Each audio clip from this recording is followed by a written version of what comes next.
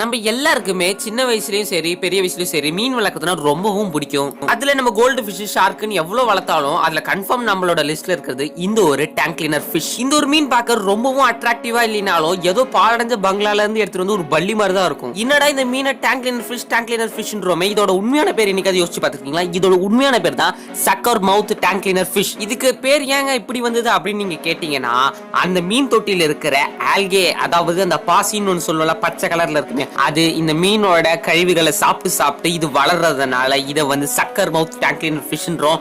இதை நம்ம இன்னும் சிம்பிளா டேங்க் கிளீனர் ஃபிஷ்னு சொல்றோம். நம்ம இந்தியா மட்டும் இல்லைங்க, மற்ற நாடுகள்ல கூட இதோட வளர்ச்சி வந்து ரொம்பவும் அதிகமானதுனால இந்த ஒரு மீன் ரொம்பவும் யூஸ் இல்லாதனால ரொம்பவும் கஷ்டப்படுறாங்க மக்கள். இதோட வளர்ச்சி எங்க இருந்து ஸ்டார்ட் ஆச்சுன்னு பாத்தீங்கன்னா, இதோட ஆரம்ப காலம் வந்து பாத்தீங்கன்னா அமேசான் காட்டுக்குள்ள இருக்கிற ரிவர்ல மட்டும் தாங்க இது வந்து இருக்குமா.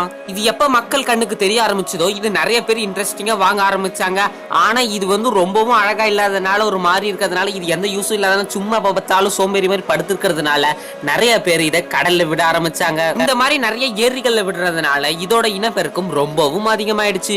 இந்த மீன் அதிகமா இனப்பெருக்க ஆரம்பிச்சிருச்சுன்னா மற்ற மீன்கள் வந்து ஏரியில வந்து அதிகமா வந்து வாழ முடியாது. ஏன்னா இந்த மீன்கள் வந்து அந்த மீன்களை கொன்ன ஆரம்பிக்கும். இந்த ஒரு டேங்க் கிளீனர் மீன் வந்து பாத்தீங்கன்னா கிட்டத்தட்ட 30 நாள் கூட தண்ணி இல்லாம வெளியில வாழுமா. அதுலயும் இந்த டேங்க் கிளீனர் உள்ள பெண் மீன் வந்து பாத்தீங்கன்னா கிட்டத்தட்ட 200ல இருந்து 300 முட்டைங்க வரைக்கும் போடுமா. அதுல இருக்கிற மீன் குஞ்சுகள் பொறிஞ்சு வரதுக்கு கிட்டத்தட்ட 20 நாட்கள் தான் ஆகுமா.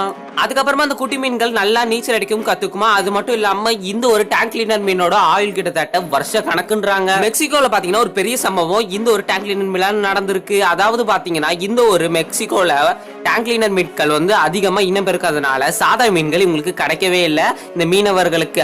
அப்ப அந்த மீனவர்கள் ஃபுல் வலையிலும் இந்த ஒரு டேங்க் கிளீனர் மீன் சிக்கிக்கிட்டு இருந்திருக்கு. அப்பதான் மீனவர்களுக்கு ரொம்பவும் கஷ்டமா இருக்கு. அந்த நேரத்துல மைக் மிச்சல் அப்படின்ற இவரு தாங்க ஒரு செஃப் மாதிரி செயல்பட்டு அங்க இருக்கிற மீனுங்களோட தசைகளை வச்சு ஏதாவது ஒரு டிஷ் செய்யணுமேன்ட்டு இப்ப எப்படி நம்ம ஃப்ரைடு சிக்கன் சாப்பிடுறோமோ அதே மாதிரி இந்த ஃப்ரைட் டேங்க் கிளீனர்னு ஒண்ணு விற்க ஆரம்பிச்சாரு. அதுவும் அகார் ஃபுட் அப்படின்றதுல 2016ல இந்த ஒரு வேலையை ஸ்டார்ட் பண்றாரு. ஆனா இதுக்கான வரவேற்பு கொஞ்சம் கூட இல்லைங்களாங்க. இந்த மைக்குக்கு இதுதான் இவரோட முதல் முயற்சியா. சரி நம்ம இந்த மீனை வச்சு ஏதாவது செஞ்சு இது ஃபேமஸ் ஆக்கணும் அப்படின்றதுக்காக இதோட சதைகளை வச்சு நல்லா ரோஸ்ட் பண்ணி அதை நாய்ங்களுக்கு போட ஆரம்பிச்சாரு. நாய்ங்க விருப்பமா சாப்பிட்டதுனால இது வந்து ஒரு டாக் ஃபுட் மாதிரி ஆயிடுச்சு. அந்த டாக் ஃபுட்டுக்கு பேரும் வச்சுட்டாங்க.